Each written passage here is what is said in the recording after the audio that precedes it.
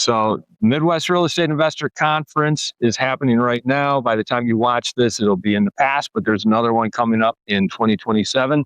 But for this one, we once again have our good friend Ramond Harris and Justin Workman, friend of the show. And we are going to just, mind meld here. That's it. Have a good conversation, do some catching up, and see what's been going on. That's right. Talk about your FedEx route, which is no more. Yeah. Talk about your painting business, talk about your fix and flips, and share some other stories from Ramon's investing career. Can't wait. Let's get it.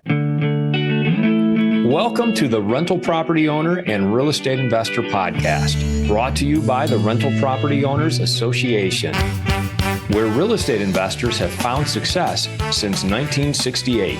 I'm your host, Brian Hamrick from Hamrick Investment Group. This episode is sponsored by Green Property Management, managing everything from single-family homes to apartment complexes in the West Michigan area. Find out more at greenpropertymgt.com. And RCB and Associates, helping real estate investors and small business owners navigate the complex world of health insurance and Medicare benefits at rcbassociatesllc.com. Hello and welcome to the Rental Property Owner and Real Estate Investor Podcast. We are back at the Midwest Real Estate Investor Conference. And 6-7 years in a row, we always talk to our good friend, Ramond Harris II. Yes, sir. It's been an ongoing thing, and it's a must do because Ramon's the kind of person you meet at these conferences. And when we met 7 years ago, you had all these trucks. Yes. And Justin and I think was Patrick was with us. Yeah, probably. We tried to tell you to sell those trucks. Yeah. And since then, you've been doing all kinds of fix and flips, rehabs, and you found a new hard money lender through the Midwest Real Estate Investor Conference. Yeah. What else? You bought the FedEx route, several FedEx routes. My lawyer actually came from here as well. And that is where I got the paint company from. Was the lawyer that I got from here. My current lawyer, yes. Okay. Yeah. All right. So your current business came from here as well, realistically. Yes. Yes. All good things. That's why I'm always come from the Midwest Real Estate Investor Conference. That's it. It's an amazing ride. It is. So it's always good to see you here. Yep. Right. Fill us in on what's been going on since, first of all, where did we leave off last year? You were starting a new business and exiting an old one. Yes. So we were getting out of FedEx last year. Well, into 2024, we got out of FedEx. So by the time we got here last year, we had pretty much exited FedEx completely. And we had purchased a commercial painting business in 2024. In 2025, we were trying to bid jobs. So last year, we were struggling with trying to acquire new business for the painting company. What we've learned since then is that it's normally a 12 to 18 month turnaround for bids. So you have to bid a paint job. 12 to 18 months. Yes, That's a long time. So you bid the job now, and then they'll be starting or kicking off sometime next year. So that's kind of what we found. So because we didn't bid very much in 2024, we didn't have any work in 2025. So that was the issue or a big problem that we had last year was there was really no business. Well, yeah, because you bought the business and then realized, you hadn't been bidding a year or 2 years out. Yeah. So you were kind of dry. Yes. Well, what turned that around? Because it's only been 12 months since we were together. So when I spoke to you, we had identified that not bidding was not the way to go in the paint business. So since then, we put in 48 bids in 2025. So in 2025, we bid 48 various jobs all over the place, Metro Detroit, Oakland County, Macomb County, and they starting to call, baby. The phone has started ringing. So we probably have, in the first quarter, we signed 1.4 million up in contracts. And in the second quarter so far, we have 900,000 that we've signed. So the goal for 2026 was 4 million. We might be on pace to hit it. That's awesome. That's great. What was it that turned, you said you got the bids out there, you just put bids out there. But no, you gotta get the bids to the right people and know who the right people are to get the bids. How'd you figure that out? A lot of networking took place over the last year. We were going to a lot of the bigger construction companies events and just shaking hands, just introducing ourselves, letting our name get out there and being known. Also, we let a lot of the companies know with our bid submissions that we were the old company. So that, I think, added a lot of... Because you bought an existing company, they knew who you were. Yeah, so when we were bidding, we said, but we wanted to still let people know that, hey, we are still this company. And I think that also helped a lot. So it's been good. Saxy Construction, we're working with some of the big guys. So Saxy Construction, O'Brien Construction, Ronish Construction back home is some of the guys that we're working with, Paragon Construction. So it's awesome. It's really been good. And the bids, I won't say it's luck, but it's a mixture of like pricing. I think we figured out a good spot to price stuff based on, we do a lot of low income housing. So, there's a spot, and I think that we've kind of found where that spot is in pricing. And I think that's been a big key too. Well, and probably most people don't realize too, is when you're bidding a project, you're submitting the bid on a project before it starts construction. Yes. So that contractor can submit a total price for the construction cost. And that's what causes that. And that's why that delay is there, because you're bidding a project that's not even out of the ground yet. Yep. And it takes a while to get to your actual stage of the construction process. You're one of the last ones. Exactly. That's what I was just about to say. With us being paid. Yeah, exactly. So there's a big delay on that, and I'm sure it takes some time and understanding. They're normally calling us once the building is erected, saying, "Hey, we want to, have our post-bid interview," type of situation. So, like you say, the job may be 6 months in before they're actually even calling us, saying, "Hey, Ray, we want to discuss your paint bid." So, like you say, it's really getting those bids in early and often, and then just kind of sitting back and waiting. And again, anytime those general contractors are having any events or anything like that, we tried to make sure we showed up, passed out cars, and really let them know who we were. Yeah. So, all right, I still want to dig into this here a little bit, because when we talked 12 months ago, last year at the conference, you were dry. Like, you had bought this company, you were dry. It's like, I got all these people I got to pay. Yep. I don't have any jobs. Jobs. So you're putting in bids. Yeah, that's the process. But did you do anything to get jobs immediately? No, none of this stuff was immediately. This is all just all of our stuff. It took it just took time. So what we did last year, just in the interim, was flip houses. We went back to bread and butter. We said, okay, we did, I think, 4 flips. We did 4 flips from probably April. Right around this time, probably April to the end of the year, we did 4 flips, just to kind of keep cash flow turning. Keep your guys working. And keep the guys working, So that was the main thing, just kind of keep the guys working, keep some stuff busy. But really the main thing, and we knew it, was just keep bidding. As long as you bid in this game, you're gonna end up getting some fish if you priced right. There's other factors that go into it, but we're a Section 3 company, so that's very big with some of these bigger construction companies. We're Section 3 MBE. Hey, explain a section. We talked about this last year, but Section 3 is what? Yep. Section 3, and that's just lower income workers. So we're helping employ people that meet a certain criteria as far as income. Okay. So those are very needed in the people who work for you are. So those are very needed in the construction industry, especially when you're dealing with MISTA and HUD, different type of projects that have different funding.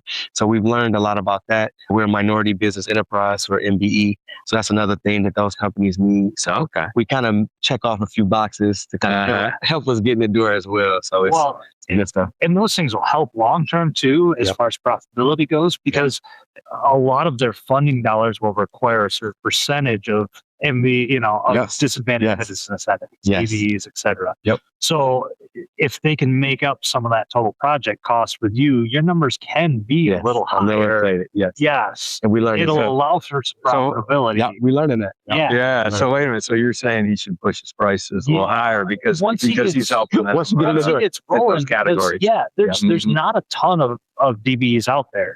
Minority-owned businesses, women-owned businesses, et cetera. So it's a huge advantage if there's any federal dollars attached. And most usually they have a requirement that a certain percentage of the work needs to be done by a DBE type of business. So you can charge a premium. You can charge a premium. So what you're saying is he should double his prices.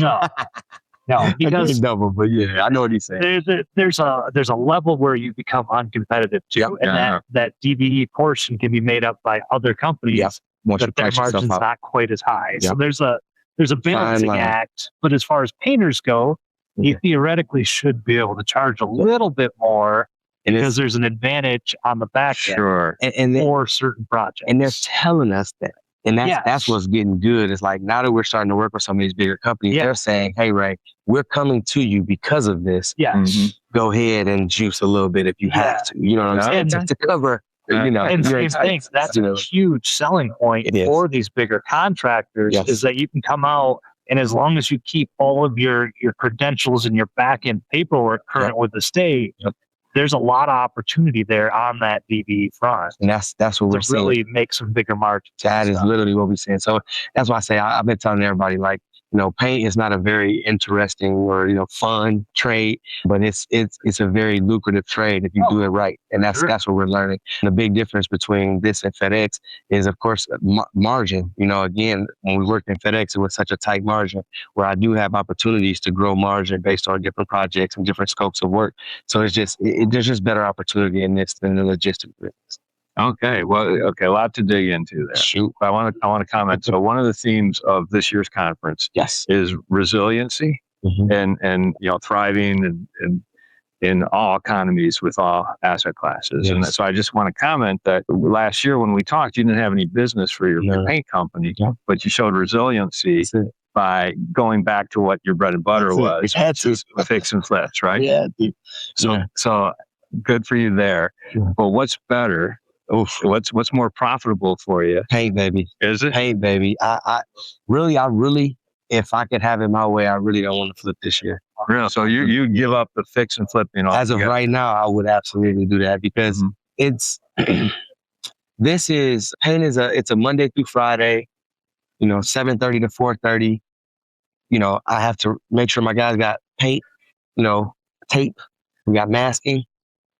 My things that I have to work, my controllables are much smaller than, again, a truck note, trucks, repairs, tires, brakes, oil change. Like, it's just such a big difference in weight off of our shoulders compared to what we used to do, that I really think that this could be something we could do for a long time. Really? Wow. Yeah. Yep. Easier to manage. It's so much. That's what I say. Yeah. I was working 7 days a week at FedEx, holidays, everything. I go with the job site now, when the job shuts down for a holiday or whatever the case. Yeah, I got work there. Yeah. You're still managing people, which is always tough. But 100%. that's the case with it. But he's been doing that all along. Always done. Yeah. Managing people is hard. A lot of times, especially with what you're painting, it's all new construction or it's remodels. So it's a pretty easy thing to bid out. Yes. It's not like a flip project where there's all of these unknowns. Uncontrollable. Oh my and goodness. you gotta solve problems constantly. Yes. Like, this is pretty basic. We painted the same apartment 10 times already. Go paint the next one tomorrow. That's it. So right now we're doing 100 units. It's a school conversion. Okay. So they converting the old school into apartment buildings. Oh. So they erected 2 new buildings. It's called the Higginbotham Project. Anybody that's interested in Detroit, projects. But the school has 42 units, and then the 2 erections have, whatever the difference is, 100 units total. But those are the type of things that we're doing. And again, like you said, they give me 12 units at a time. Yeah. They empty. We go in, we prime, we spot coat, we spot, and then we do our 2 coats, So again, it's such a repeatable process that really just narrowing it and getting tightening it. It's really the only thing that you're really doing. It's not so much moving parts. Again, delivering boxes. I got different customers, every single, it's just so many moving parts compared to, all right. I'd like to take a moment to tell you about Green Property Management. Not only do they manage everything from single-family homes to apartment complexes in the West Michigan area, they also manage my entire portfolio. So I can tell you from personal experience that their unique flat fee management style is worth a closer look. If you feel that your property isn't operating to its fullest potential, then Green Property Management can help you take a holistic approach that will save you money, eliminate your headaches, and increase your net income. And if you're a property manager interested in applying Green Property Management's model, give them a call at 1-866-95-GREEN or visit them on the web at greenpropertymgt.com.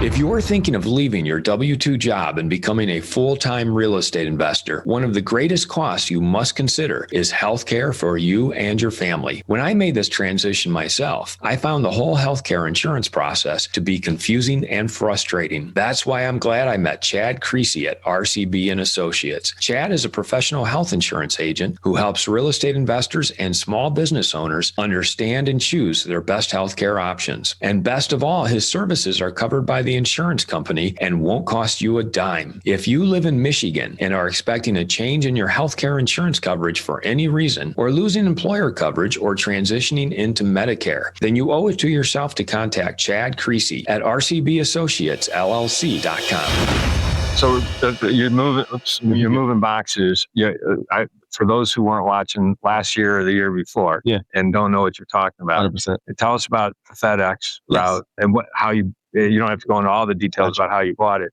but you exited from that. Yes. Why and how did that go? Yeah. So we had FedEx routes in 2020. We started with just half of Taylor, about 450,000 in revenue. We grew it to 3.6 million. We owned Taylor, Inkster, Southfield, and a few zip codes in Detroit. I went from 4 Penske trucks to 36 FedEx step vans. At our height, we had 54 employees. And FedEx was a ride. Like I say, for most people that don't know, FedEx is run by independent contractors.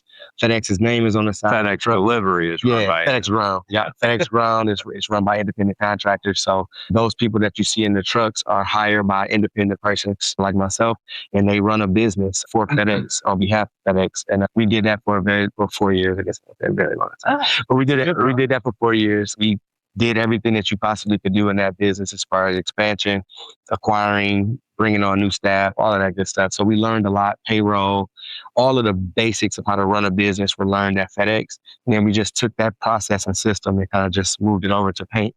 And like I said, I bought a company that was in existence for 24 years. So that wasn't a full startup. It was, plug and play, kind of just figuring out our current staff and then how we can make things better. So what did you take from FedEx then that applies to your new paint company? Leadership is very important. How we lead and how we point our team into the direction that we want them to go is very important. And if we don't have a established direction that we want to go, people seem to go in whatever direction they want to go. So really identifying what our goal is. We only focus on apartment buildings. I don't paint. I'm not doing Starbucks. I'm not painting Chick-fil-A's. Like, I'm just doing apartment buildings. So we have our niche. This is what we do. We do apartments and we do repaints and new construction. Okay. So tighten it up. Which is really smart, just to hammer that market, own that market. Yes. We want to be the go-to guys for, like I say, the big contractors in Detroit. There's so many of them. There's so many projects going on. And if I can just get probably 5, we have 4 right now. So I really want one more solid GC. But once I get my 5, I think I'm gonna be straight. Like they're gonna funnel enough business to keep me busy. They don't want me to go work in too many places either to stretch myself out. So it's really been a good understanding of what the general contractor wants and then how we can provide our services to them. So it's good. Very straightforward. Yeah. So I like that. So what do you mean when you say leadership is very important? Like what does that mean to you? And how are you as a leader? Yes, the guys want to know what direction we're going in. They need direction. They're painters, so again, they're gonna go wherever we say we slang and paint. But at the same time, they want to have the stuff necessary. They need their respirators. They need their, if they need scrapers or sanders or a new sprayer. The sprayer stopped working. That's my job. So just making sure that my team has the necessary things they need to succeed, and then just making the work environment the best that it can. Trying to put teams together that function well. Again, there's preppers, there's cutters, there's, rollers, there's sprayers. That's paint talk. But those things have to be thought about when you're putting a team together to go to a job site. So just making sure that I'm putting the right people in the right place so that everybody can be successful. Okay. So help me out here. Talk to me. That's your job. Why is that your job? Is it when you say that's your job, are you the one who's making sure they have the right equipment? Yes. So I'm the field guy. Why are you the field guy? Right now, I'm the field guy. Do you need to be? I'm just wondering. Like, do you need to be out there in the field talking to the guys to be a leader, or is there a reason you don't have someone else filling that position for you? Right now, as we're growing, I feel like it's important that I'm doing that role. So I'm the guy that meets with all of the GCs and keeps us on schedule, and whatever requests they have for us, I relay that to the team. So just as of right now, as we're growing back up, I don't need to delegate that task. Like that task, I feel like they need to see me. You like doing that? I like doing it. So, being on the job site, getting to see the people. Again, when the problems arise, I'm first to hear about them because I'm the contact. You know what I'm saying? Yep. Yeah. So and again, once we get too big to where I can't do that no more, then I won't. But for right now, it's manageable. I got Mondays, I go to certain 2 job sites. Tuesdays, I go to 2 job sites. My times are staggered. So I'm managing 4 jobs right now. It's fine. I really like it that way because, like I say, I could add a person in between that communication, but I'd rather get it direct right now, at least. And you'll know when it's time. Right. You can't do it. I think right now you're at a stage where you being in charge of that's a good thing. Yep. I think as we've talked earlier, you do need to adjust some of your focus a little bit to some more office time. Gotcha. And if we should talk about some of the office struggles that you have, your situation there, if you don't. No, that's fair. Yeah. Were you guys talking about this? Yeah. We kind of got a few minutes to catch up prior to you getting. Is this on camera? No, this is good. So just with my accounting side, so I've really left a lot of that to my partner, and that needs to change. Our accounting hasn't been lining up the way that it should, and it's really because there's not proper systems in place. When we had the FedEx business and the paint company, there were so many bills that had to still be paid that we didn't have revenue to pay. So we were paying from the paint company and stuff was getting crossed. But now it's like, that's not there no more. We need to establish our CRM, our QuickBooks, all of that type of stuff needs to be just better. Or I'm going to probably need to try to figure out a way to do this on my own, because I chose a partner because I don't want to have to be responsible for all of that stuff. But if I'm going to have to be responsible for it anyway, then it's like, well, what do I have a partner for? You know, I can hire a CPA. I can hire a person to manage the money. I can hire a lady to do all of my bookkeeping for my, you know what I'm saying? Like all of that stuff can be hired. So again, if it's like, if we can't figure this out in-house, then that needs to be a change that is going to need to be made very, very soon. Yeah. And right now, who's bidding the work? So we do have estimator. So we have an estimator, John. John is great. John kind of learned from me and my partner. We kind of taught him the game, and now he knows what it is that we want, how we bid, what we price. So that stuff, like I say, we've kind of got that part down. It's just when the money starts coming in, we got to really.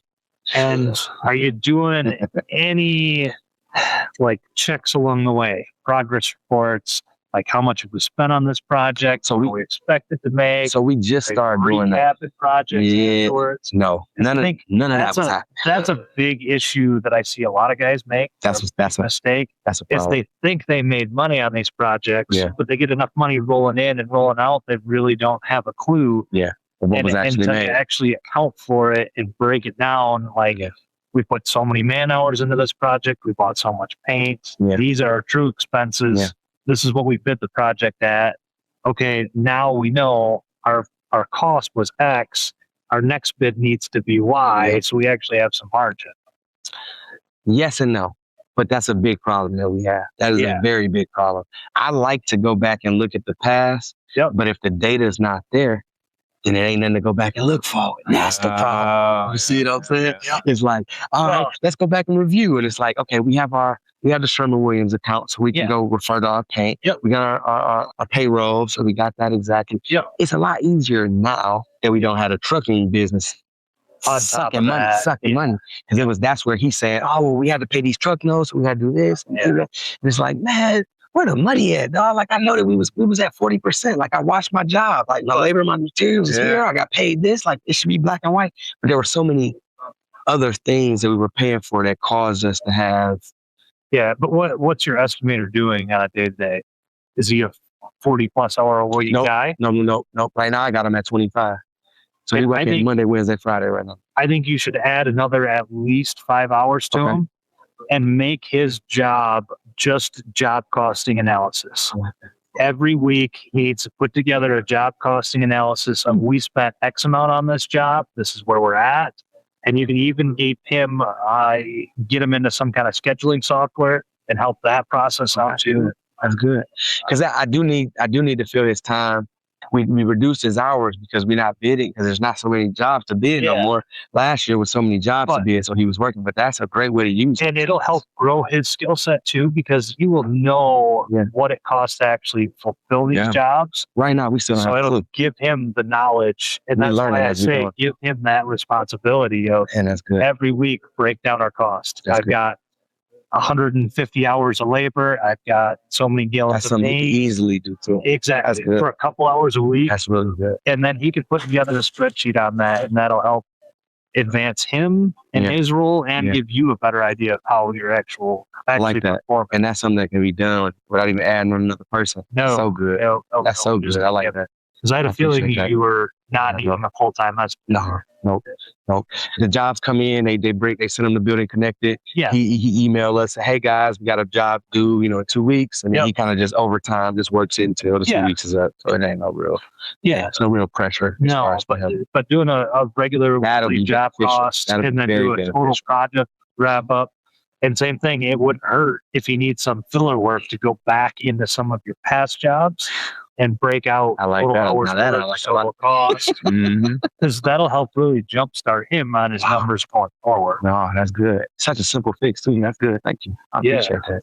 Yeah, but I want to say something about your bookkeeping though, because I've had similar problems, like where whoever is responsible for doing the books, it isn't happening. And then when you realize what's going on, it just becomes this rat's nest of numbers that you need to fix.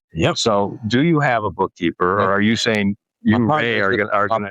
My partner is currently the bookkeeper. But he's not a bookkeeper. He doesn't know what he's doing, does he? No. Do you know what you're doing? Because I'm hearing you say you want to go in and fix it. I would know what I'm doing, because again, I know the metrics that we're looking at that's gauging profit and loss. So it's not hard, especially with pay, because there's not many moving factors. It's a lot harder than profit and loss. I agree. Especially when you're diving through, kind of doing a forensic analysis of a project or of your books in general. If he miscategorizes, it's not that it just came out of this fund and paid this bill. It's how he entered it in QuickBooks and everything else. It's it can be a real accounting is art as much as it is science. And if you don't understand those things, our accountant ripped us last year because there was so much money being moved around. It was bad. Bad. And now you've opened yourself up to liability issues too. That's it. Not only accounting. We're trying to get better, and it's naturally going to get better because the trucking business has gone away. But it's like the remnants of that are still in the gas. But here's the thing: I got dirt.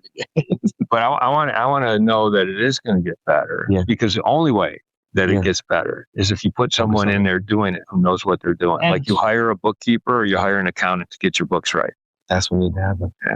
And go back to the trucking thing. How much money over the last year did the trucking company make? No. Why have it? That's what we trying to get out of it. We just got these trucks. The first thing all the way back then is you had a couple trucks sitting there that weren't doing anything. Like this trucking thing just needs to get out of your life. It's not making enough money for the hassle. It's so much. Just cut it all, sell it for a loss. Get rid of it. Well, you're talking about the trucking business. But that's not the FedEx business. That's like the trucks that race below. 7 years ago, we bagged him to sell. He had just a couple trucks way back in the day. And you know what? He doesn't want to sell them. So you know what he did? He went and he started a whole FedEx business so that he wouldn't have to sell his trucks. That's pretty much what it is. And now he's going to start another truck, like a trucking business or something. We are out of that. I'm not messing with it. I am not messing with no more logistics. For a loss, just get rid of them. That's free up that capital. Because it's not making any money. It's probably cost you more money. It costs us so much money. We getting 8 alive in truck notes for that particular truck, because it's a 2023. It's a newer truck. I think we paid over $100,000 for the truck. The insurance on it might be like $50,000 a year. So it's a monster. Insurance is how much? It's like $40,000-$50,000 a year. On a $100,000 truck? For a commercial. It's a commercial, straight truck, So we run that with Amazon, so it's commercial. I mean, the insurance is stupid. It's so stupid. And it doesn't make any money. It don't make no money. Get rid of it. That's my total life, bro. Let's just stop. Sell it all. What are you using it for? Like right now, tax return from last year. So on the trucking business, what did it make? How many trucks you got left? Right now we got 4 trucks. 4 trucks. How many drivers? No, you have drivers. No. You just lease the trucks? Yeah, we just lease them, Okay. And what did the trucks make last year? That's it. No money. It's a loss. They pay the truck notes. That's it. Yeah, just sell them. Yeah. Write a check and get rid of the trucks. Yeah. That's No, that's where we at right now. It's like, man, it's too much. And then listen to this. A month ago, we had some old trucks that we got just sitting. They free and clear, but they just sitting. Arson fire. A dude is in one of the trucks, like cooking on a hot plate. Oh my God. It's one of the trucks. It's like, it was an eco van, one of those vans. You could still plug the thing in and you still work when the truck ain't on. He plugs in, he cooking on some hot plate. It catches fire. the van catches on fire, and then the truck, it was a 16-foot box truck next to it, it catches on fire. So it was just so bad. It was just like 2 trucks for no reason. That's like, all right, we got to get rid of the trucks. Good thing you got all that insurance. Yeah. Oh, that is true. Yeah, so it's been good. And like I say, it is what it is. Right now, the goal of this year is to do as much business as we can with the paint company, and then just figure out what we want to do next year. A lot of the jobs that we bid are going to end up starting next year. You know, the more that we are being awarded, they're going to start next year. So it's just right now, just figuring out what direction we want to go in. Mm-hmm. How to take this thing either to the next level or keep it at this level, or what's the play? It's kind of the next thing. I think there's a huge opportunity in the game is. world. I think it is too. Yeah, I mean, I think you're proving that there's I think an opportunity. Well, and you've got an AI-proof job. You can't AI me away on this. No. Somebody got to roll these balls. For real. No, As long as you really keep finding help, you'll make money. It. Yeah, no, I got guys. And again, paint is it's not a very high skilled trade. So again, we can either train, we can teach guys to paint. Again, I need cutters. I need guys to cut high, I need guys to cut low. You want to be a cutter? Because that's what all the experienced guys, nobody wants to cut. Like, I'm not doing that.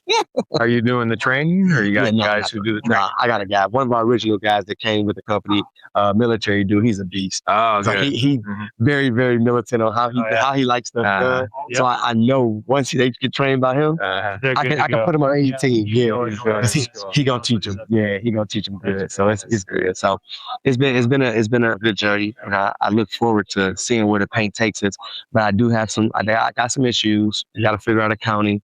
Definitely still got to get rid of the trucks. Yeah, and that's probably the main 2 big elephants that continue to be a problem. Oh, good problems to have. I'd rather you have those problems right now than last year when it's like, hey, I bought this paint company and we don't have any business. No, that's definitely that was brutal. That was brutal. Yeah, this is great. And I get to learn so much just being around all these different trades, so it's good. Just for my construction mind in general. I just got my lead certifications Saturday. I literally just got it yesterday or a couple days ago. So just little stuff like that. We're just continuing to learn, continuing to sharpen. So I'm enjoying the ride. That's great. Well, one thing I've always loved about you is the hustle. That's it. You have the hustle. I appreciate that. We just got to figure out a way to bandage up the areas that you're just bleeding from. Yeah. Because there's always something. There's an area where you're just spewing money constantly. Right now, it's still these trucks. My rentals is doing decent. Yeah. But I just got killed with taxes though. Well, you always get killed with taxes. Yeah. So they uncapped. So I bought my rentals in 23, and I don't know what took so long.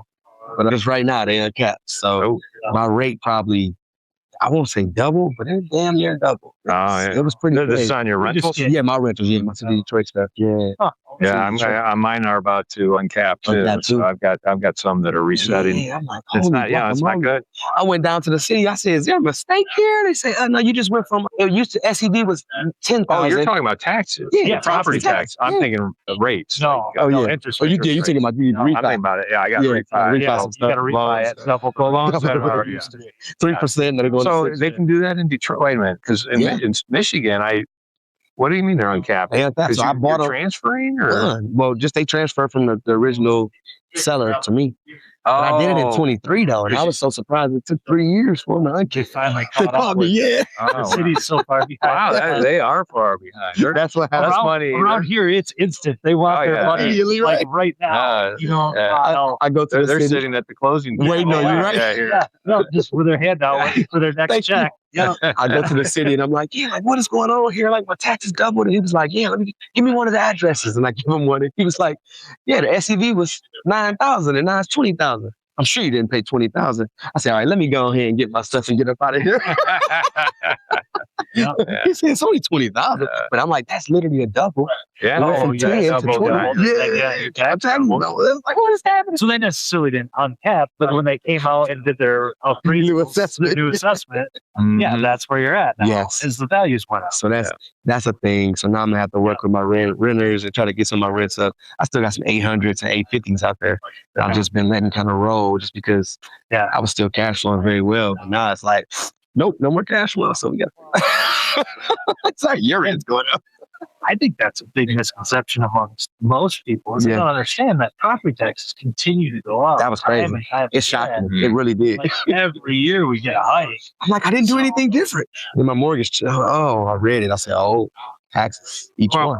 But in Michigan, the increase in your taxable value is tied to inflation rate. Yeah. Mm-hmm. So that taxable value is only going up incrementally based on inflation.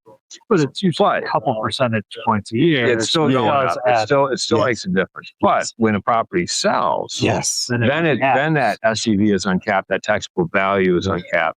And it can go up substantially. Yes. In your case, more than double. And that's where he was like, you didn't pay $20,000, so just be happy. And I'm like, I probably paid $50,000 a house. So them giving an SEV of 20. SEV of 20 indicates they think the property's worth 40. Yeah, it's worth it's 40. still It's still worth 40. That was his thing. He like, I know you didn't pay 20 for it. Yeah, it's still a better deal. You paid 40 for it. For anyone watching this who is not in Michigan, they're like, okay, we don't know what you're talking about. But I will tell you what I know about Texas is they readjust every year. So there is no cap. It's just like, we're based on the value of the house. Yeah, this is I'm talking. Actually, I'm thinking commercial. This is from commercial investors like apartments. Right. Yeah. But they have to go they'll reassess at a much higher level than what it should be. Yeah. But they got to pay the tax that year. Then they got to go through the tax tribunal and fight it. That's what that takes 2 to 3 years before they get that money back. Meanwhile, that still got to split. 3 years keeps going up and up. Yeah. So it's that would be worse. And every year it's rough. Like you say, if it changed hands, you knew it changed hands. Yeah. So that you kind of anticipate. But every year it's like, wait, hold on. And same thing. Normally it's a reasonable rate adjustment. Right. And our appreciation's been outrageous for the last 10 years. That's very true. But it's still painful when you get that property tax bill every year. It's like, I look at my old mortgage payment and they send me the new one and I'm like, I got a fixed rate, bro. What are we talking about? Taxes. And insurance too. My insurance been pretty straight. Have y'all been seeing big fluctuations in insurance? And large apartments I have. Oh, yeah. Okay. Oh, yeah. It's considerably. All right. Well, hey, let's wrap it up. I want to ask you about AI. Because you're in business and you saw Steve Brown speak this morning, right? A little bit. I caught the tail end. Okay. Well, we'll have AI summarize it for you. I'm down. But I want to know how you're using AI in your business. No, 100%. So we are running blueprints through AI. We are running all our bid submissions through AI. Everything that we can possibly run through AI, we are running it through there. They're coming, again, we're getting different scopes, fire rated paint, I'm getting different scenarios that I don't even, incandescent, I think is the word, incandescent paint, different mills and all these different things that are outside of normal painting a wall. Yeah, I need AI. So I've been just learning a lot. We use a lot of that. We've been creating invoices on AI. So we've been doing some of our invoicing. I've been working with some restoration companies and I'm doing like cleanup. So they cut out stuff and somebody got to take it to the trash. So I've been doing kind of some cleanup stuff. So just kind of understanding what my role is and how we can better service them. We've been doing a lot of AI stuff on that. My daughter's in gymnastics. I've been using that to kind of help her with her training regimen. We put together like a 7-day training program for her based on her goal of trying to get to University of Michigan. So it's pretty sweet. So I've been using AI in a lot of different ways. That's great.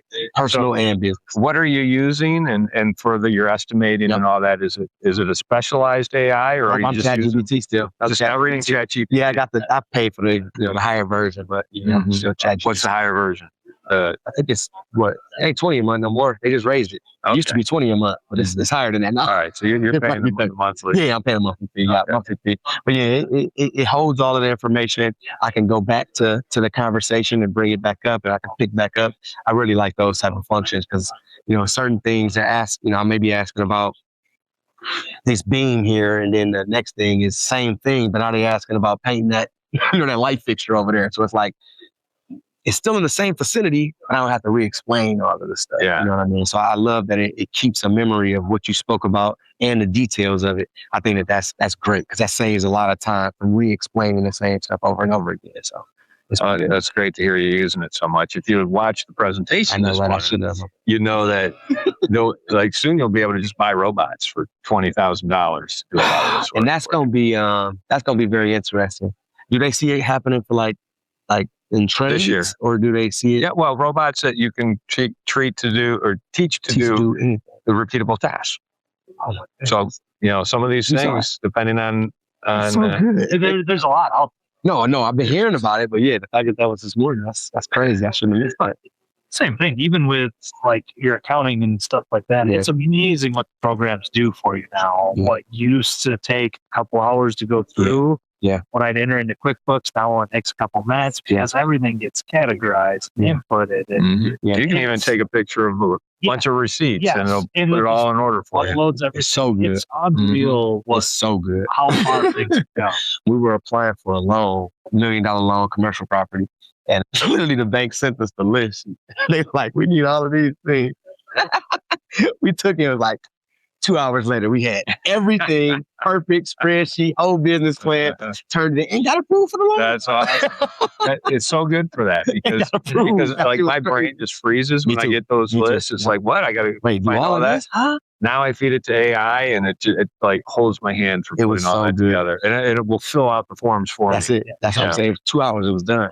And one thing that I would share is just use it as like not only a personal assistant, but as like a friend. Like even in like basic, issues that you have in life, like just run it through there and just see what it says about it. Because you'd be surprised at how, your mind is thinking a certain way and you just tell it the problem and it's giving you an outside perspective outside of your mind. And sometimes some of my decisions have been very much swayed by what chat told me after I looked into it. Yeah, it can kind of help bring some clarity. Yeah, clarity. Guidance. Yeah, for sure. Yeah. Well, I think it's always great to see you at these conferences. I appreciate y'all time. Y'all both are awesome. You know that. I want to be like y'all when I grow up. Same message as always. Just sell the dang trucks. Yeah, I mean, we say that every year. That's the end of every single one. Except for the years where he's like, I bought the FedEx Ground. Yeah, I'm using the trucks for delivery. So, okay, gap in there. we found a reason to keep the trucks, but he still has the truck. Still got some trash trucks, man. Justin, it's always good to see you. It's great to be here. Love being there. Yeah. Justin Workman's the kind of person you find at these conferences. Yes. Ray.